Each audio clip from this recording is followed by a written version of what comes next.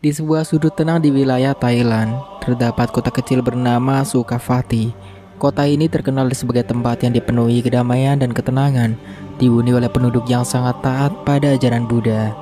Rumah-rumah bergaya tradisional dengan atap melengkung berwarna cerah berjajar rapi, sementara jalan-jalan kecil dihiasi lentera-lentera warna-warni yang bergantung rendah, membawa suasana magis ke setiap sudut kota. Setiap pagi, deretan biksu berjubah oranye melintasi jalan-jalan, menerima persembahan dari penduduk setempat yang dengan senang hati memberikan makanan atau bunga sebagai bentuk penghormatan. Suara lonceng dari kuil utama kota menggema, menjadi tanda dimulainya berbagai aktivitas keagamaan. Tidak hanya itu, tradisi mediasi massal di alun-alun kota menjadi momen yang menyatukan seluruh warga dalam suasana kontemplatif dan khidmat. Meskipun penduduk Sukhavati dikenal ramah dan terbuka, mereka hampir tidak pernah berinteraksi dengan agama lain. Islam, Kristen, atau agama-agama lain hanya menjadi topik yang samar mereka dengar dari cerita-cerita pelancong tanpa benar-benar dipahami. Hidup di Sukhavati adalah hidup dalam harmoni dengan tradisi yang sama turun-temurun. Suatu hari, kota Sukhavati tampak lebih hidup dari biasanya. Warga sibuk mempersiapkan acara besar yang akan diadakan di kuil utama. Ini adalah perayaan tahunan yang dianggap sangat penting, di mana para biksu dari berbagai penjuru datang untuk mengikuti ritual keagamaan. Sebagai penghormatan, kuil kota dihiasi dengan sangat megah.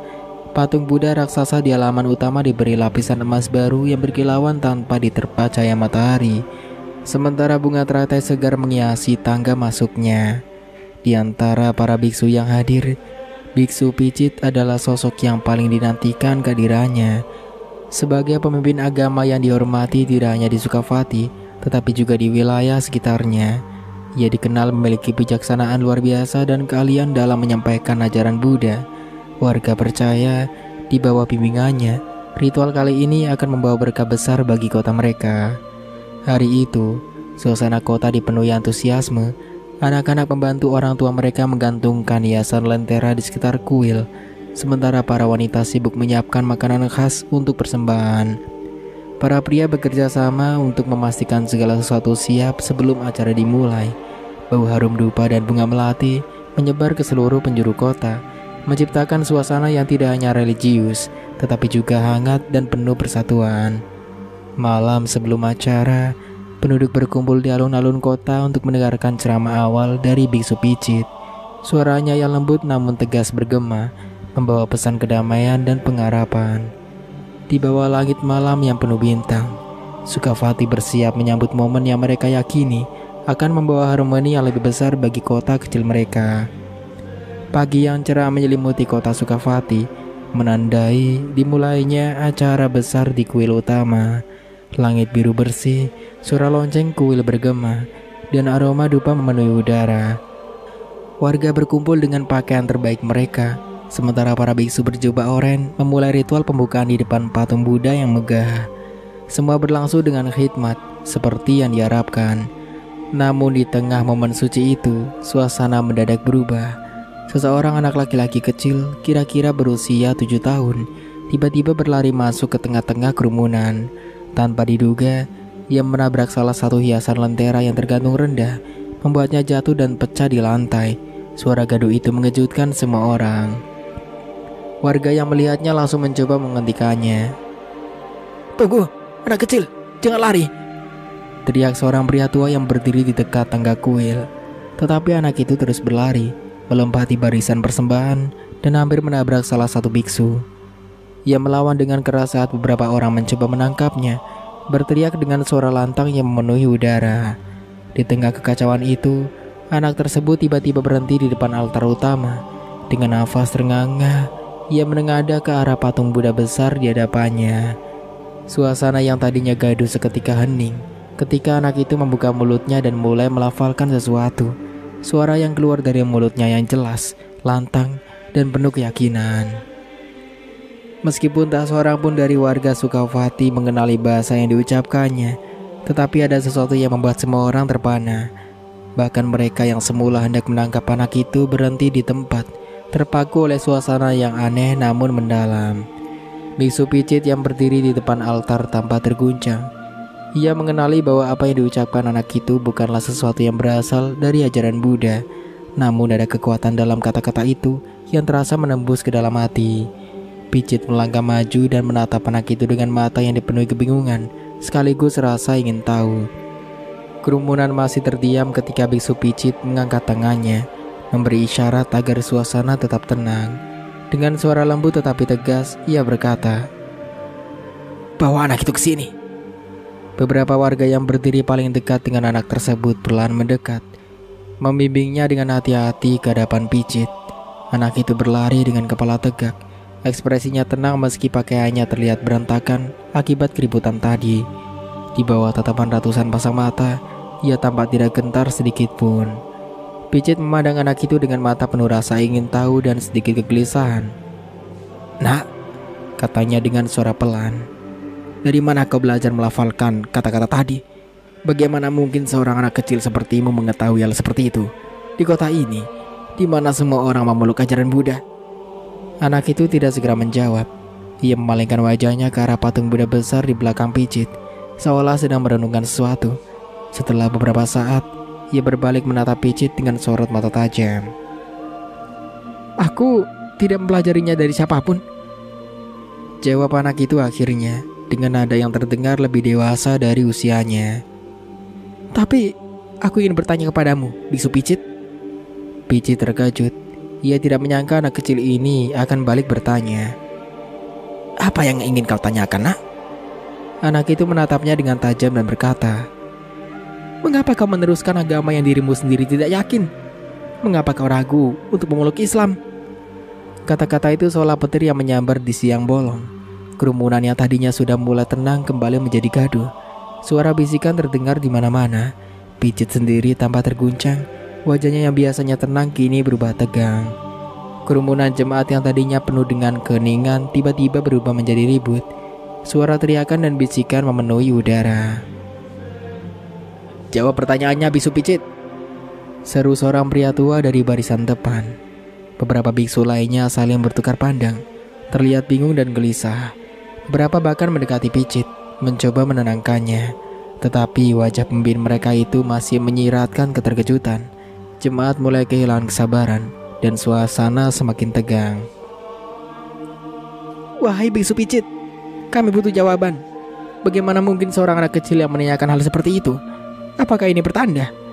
seru seorang wanita muda. Namun Picit tetap bungkam. Hatinya berkecamuk, seolah terjebak dalam perang batin yang tiada akhir. Ia tidak bisa mengabaikan rasa kebenaran yang tiba-tiba menyeruak dari kata-kata anak kecil itu. Di tengah keributan itu, anak tersebut sekali lagi melangkah maju.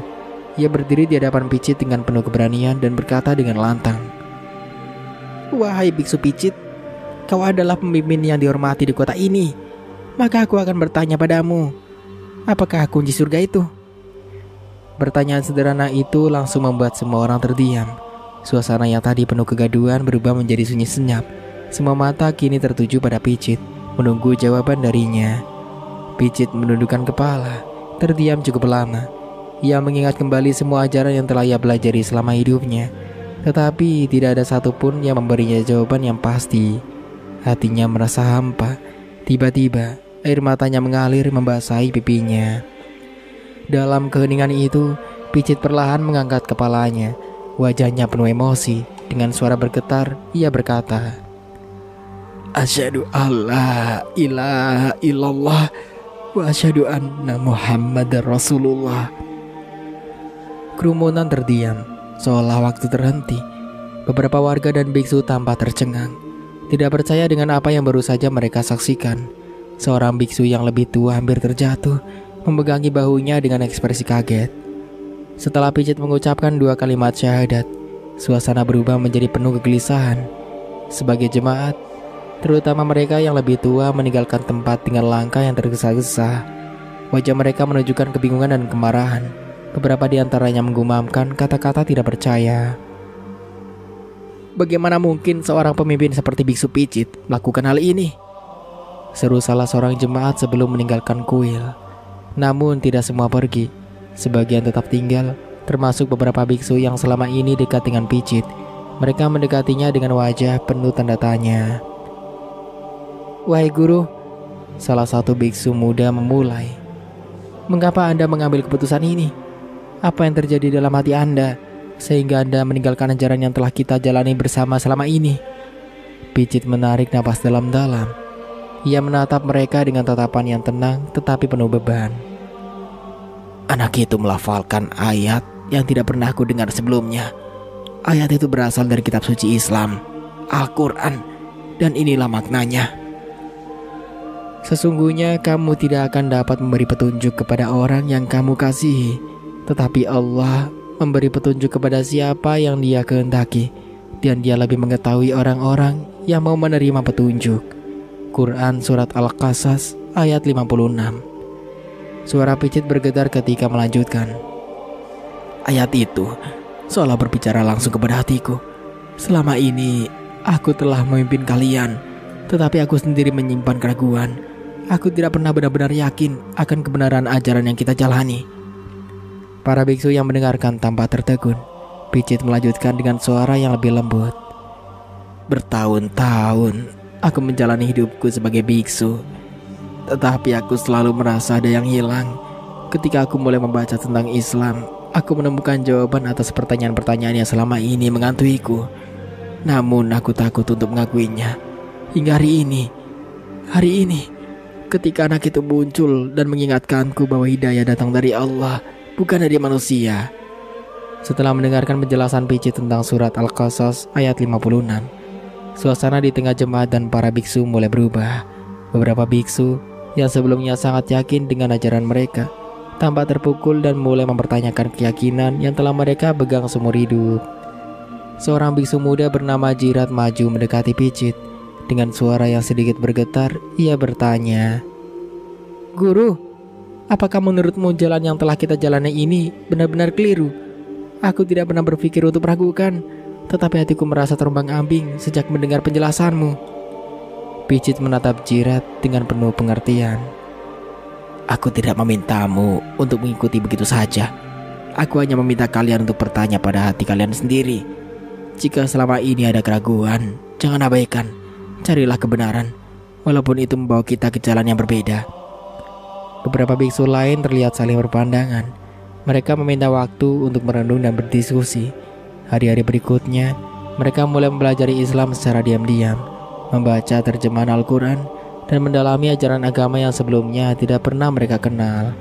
Akhirnya, setelah melewati malam-malam panjang penuh doa dan renungan, beberapa biksu termasuk Jirat memutuskan untuk mengikuti jejak Picit. Mereka mengucapkan syahadat secara perlahan, dengan air mata yang mengalir di pipi, menerima Islam sebagai jalan hidup mereka yang baru.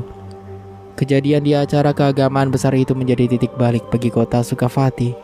Kota yang sebelumnya dikenal sebagai pusat ajaran Buddha yang taat mulai mengalami perubahan yang tak terduga. Kelompok kecil warga mulai berkumpul secara diam-diam di rumah Picit, yang kini menjadi seorang muslim. Picit, yang sebelumnya dihormati sebagai pemimpin spiritual, mulai memperkenalkan dasar-dasar Islam kepada mereka, yang menjelaskan konsep tauhid, ibadah, dan nilai-nilai Islam dengan penuh kesabaran. Salah satu warga, seorang pedagang bernama Somchai, mengungkapkan keresahannya. "Sejak kejadian itu, hatiku tidak tenang.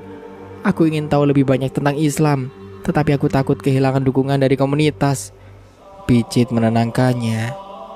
"Kebenaran tidak datang tanpa ujian. Namun jika hatimu terpanggil, jangan abaikan. Carilah jawaban dan biarkan kebenaran menuntunmu." Setelah beberapa waktu, warga kota terus bertanya-tanya tentang siapa anak misterius itu. Picit pun mencoba mendekatinya kembali untuk mencari tahu lebih banyak. Di tengah suasana yang lebih tenang, anak itu akhirnya bersedia berbicara tentang dirinya. "Aku tinggal di kota ini. Namaku adalah Arun," katanya dengan suara lembut. Picit terkejut. "Arun? Kau berasal dari sini? Bukankah keluargamu juga penganut Buddha?" Anak itu mengangguk pelan. "Iya, keluarga aku adalah keluarga Buddha yang taat. Tapi entah kenapa, sejak aku kecil, aku sering bermimpi mendengar ayat-ayat Al-Quran. Aku tidak tahu apa arti ayat-ayat itu, tetapi kata-kata itu tertanam di dalam ingatanku." Orang tua Arun, yang juga menghadiri pertemuan tersebut, terlihat kebingungan sekaligus cemas. Ayahnya, seorang pria bernama Sakda, berdiri dan berkata, "Kami tidak pernah mengajarkan Arun hal-hal seperti ini. Kami tidak tahu di mana dia mendapatkan semua ini."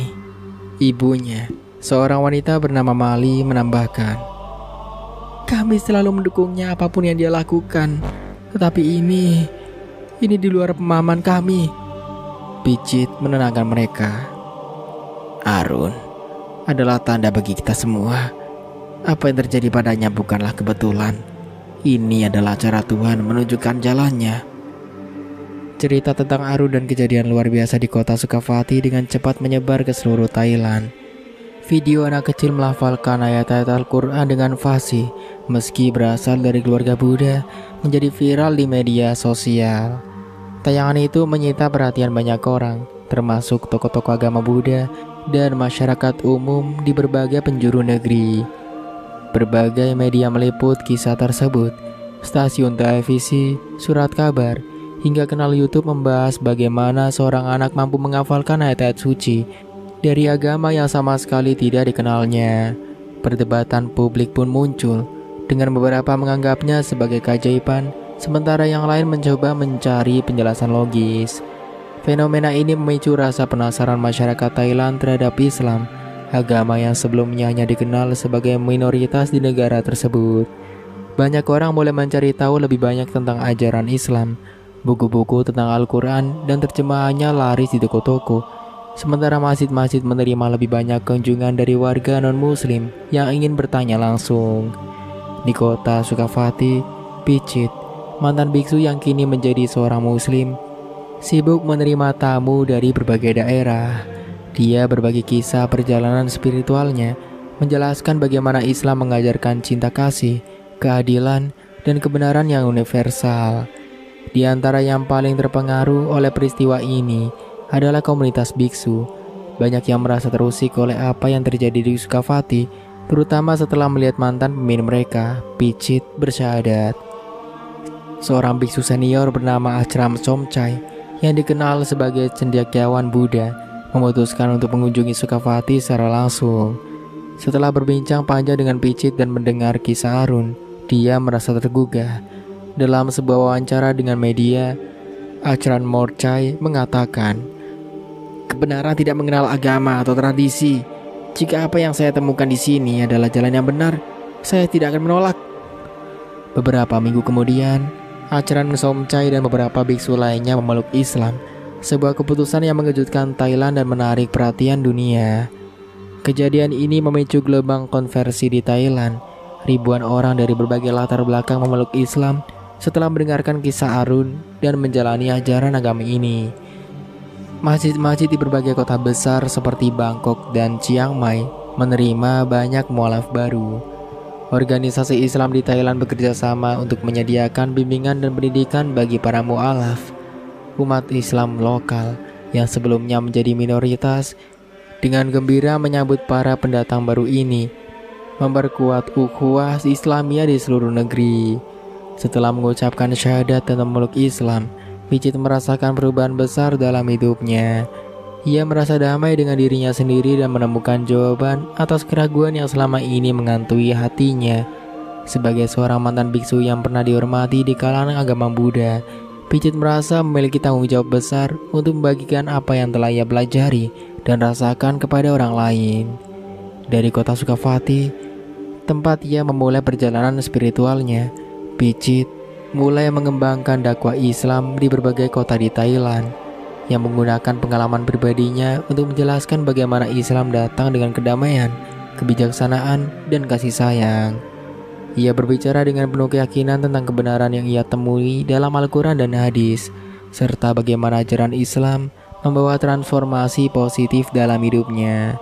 Picit memulai dakwahnya dengan mengunjungi kota-kota besar di Thailand seperti Bangkok, Chiang Mai, dan Pattaya. Picit berbicara tentang pentingnya mencari kebenaran dan bagaimana Islam mengajarkan untuk mencintai sesama umat manusia tanpa membedakan agama atau latar belakang. Di Bangkok, Picit berbicara di masjid-masjid dan pusat-pusat komunitas Islam, menjelaskan pengalamannya yang mengharukan tentang hidayah yang ia terima melalui kejadian Sukavati. Keberhasilan dakwah Picit di Thailand menarik perhatian banyak orang di luar negeri. Para pemimpin komunitas muslim internasional mengundangnya untuk berbicara di berbagai acara dakwah global. Ia mengunjungi negara-negara seperti Malaysia, Indonesia, dan Singapura, di mana dakwahnya diterima dengan hangat. Picit berbicara tentang pengalaman spiritualnya, bagaimana seorang biksu Buddha seperti dirinya bisa menemukan kedamaian dan kebenaran dalam Islam. Picit juga mengunjungi beberapa negara barat, seperti Amerika Serikat, Inggris, dan Prancis, tempat di mana banyak orang tertarik untuk memahami lebih dalam tentang Islam. Ia bercerita tentang pengalamannya sebagai seorang biksu yang mencari makna hidup dan bagaimana perjalanannya membawanya ke Islam. Keberhasilan dakwah Picit menyebar seperti api yang membakar dalam kegelapan. Banyak orang yang memeluk Islam setelah mendengarkan ceramahnya dan merasakan kedamaian yang sama yang dirasakannya. Picit juga meluncurkan sebuah organisasi dakwah untuk membantu orang yang tertarik mempelajari Islam. Organisasi ini tidak hanya berbicara tentang ajaran Islam, tetapi juga melakukan berbagai kegiatan sosial seperti membantu orang miskin dan mendidik generasi muda tentang pentingnya menghargai perbedaan agama dan budaya. Kisah hidup Picit, dari seorang biksu Buddha yang penuh keraguan hingga menjadi seorang muslim yang berdakwah, menjadi inspirasi bagi banyak orang di seluruh dunia. Kini, Picit terus melakukan dakwahnya ke seluruh penjuru dunia, menyebarkan pesan cinta, kedamaian, dan persaudaraan antar umat manusia. Keberhasilan dalam menyebarkan Islam menunjukkan bahwa kebenaran bisa datang dalam berbagai bentuk, dan hidayah Allah akan selalu menemukan jalannya.